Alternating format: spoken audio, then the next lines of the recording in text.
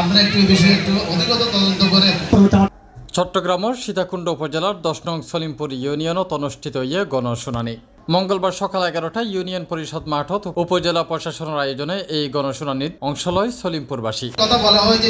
অনুষ্ঠানত প্রধান অতিথি হিসেবে উপস্থিত আছেন চট্টগ্রাম জেলা প্রশাসক ও জেলা ম্যাজিস্ট্রেট ফরিদা খানম। বিশেষ অতিথি হিসেবে আছেন অতিরিক্ত জেলা প্রশাসক রাজস্ব মোহাম্মদ সাদিউর রহমান জাদিদ, উপজেলা নির্বাহী অফিসার মোহাম্মদ ফখরুল ইসলামের সভাপতিত্বে এবং উপজেলা সহকারী কমিশনার আব্দুল্লাহ আল মামুনের সঞ্চালনায় দিনব্যাপী এই গণশুনানিত উপজেলার বিভিন্ন সরকারি দপ্তরের প্রধান, রাজনৈতিক ও সামাজিক সংগঠনের নেতৃবৃন্দ উপস্থিত আছে এবং 70টা ইউনিয়ন পরিষদের প্রশাসক হিসেবে কাজ করছে আমাদের অফিসাররা।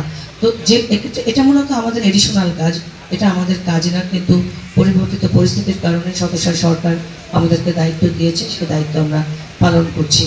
শুরু করেছি। আমি ধন্যবাদ জানাই এখানকার হাইওয়ে পুলিশ রয়েছে, তাদের আরো একটি ভূমিকা পালন করা দরকার।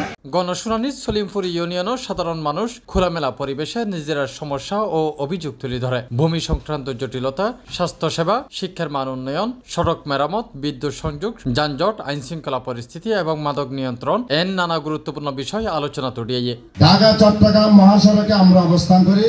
আমরা শহরের পরে সিটিভিদের পরে আমাদের এই ইউনিয়ন, এখানে যানজট নিত্যদিনের ঘটনা।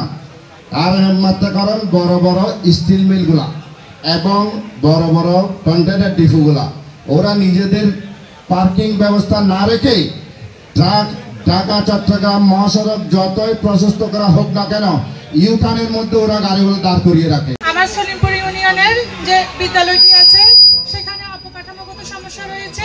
এ সময় অসচ্ছল ও মেধাবী 10 শিক্ষার্থীরা শিক্ষাবৃত্তি এবং জেলা প্রশাসকের পক্ষ থেকে সড়ক দুর্ঘটনায় নিহত সীতাকুণ্ড উপজেলার 5 পরিবারের মধ্যে আর্থিক সহায়তা প্রদান করা হয়। C+ TV Chittagong.